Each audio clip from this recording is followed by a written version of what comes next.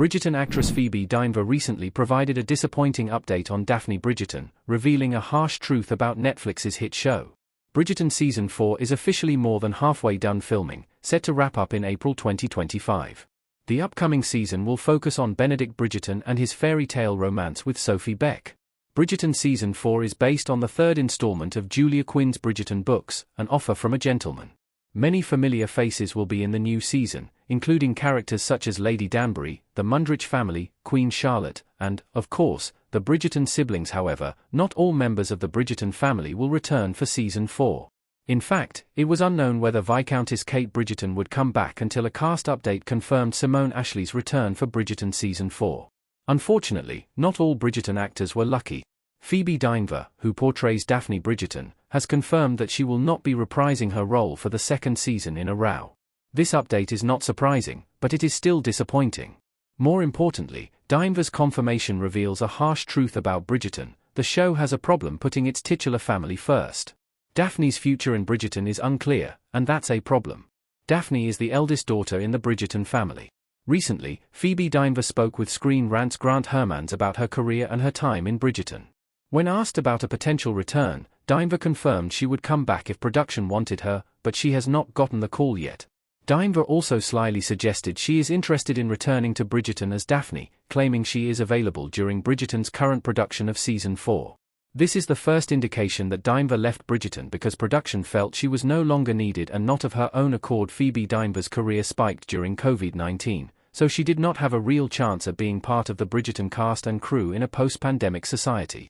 Dynevor's eagerness to return also suggests that Bridgerton's production team no longer needed the eldest daughter of the Bridgerton family, an odd idea because Daphne was supposed to play a significant role in Colin Bridgerton and Penelope Featherington's romance. Furthermore, all Bridgerton sisters have critical parts in Sophie Beck's story.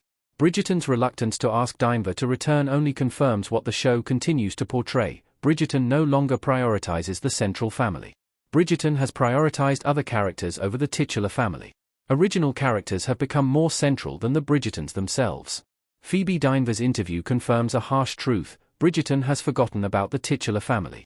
Each season of Bridgerton focuses on a different main couple, each featuring a Bridgerton sibling and their love interest. However, the rest of the family is still integral. In An Offer from a Gentleman, Sophie becomes a lady's maid for the Bridgerton girls, establishing a central dynamic between Sophie and the Bridgertons.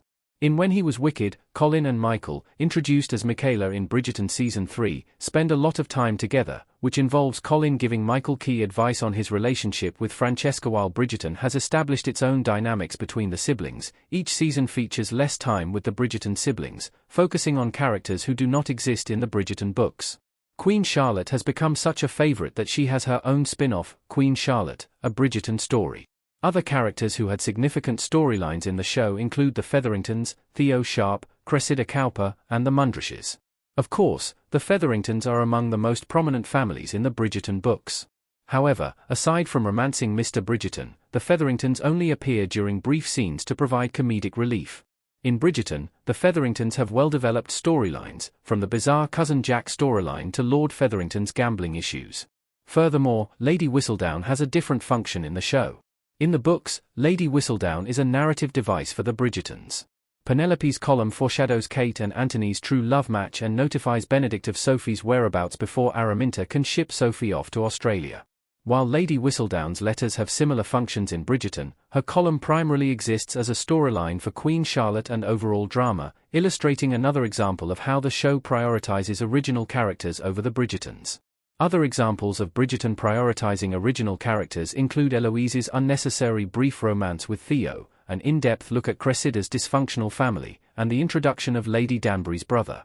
He is a strange addition, given that Violet is uninterested in pursuing another romance in the books. She is happy with her life as it is. While Bridgerton goes the extra mile for these secondary characters, Daphne misses Colin's and Francesca's weddings in Bridgerton, an action completely out of character for Daphne. Bridgerton must focus more on the family dynamics. The Bridgerton siblings are the most important characters. Bridgerton has some well-developed dynamics between the Bridgerton siblings, such as Benedict and Eloise or Antony and Daphne. However, for the most part, the show fails to provide satisfying friendships that illustrate how tightly knit this family is.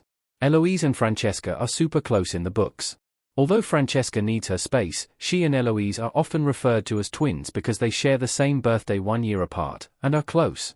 Colin has special relationships with all his sisters. Daphne and Eloise both attribute Colin to being their favorite brother, while Colin is close to Francesca and Hyacinth.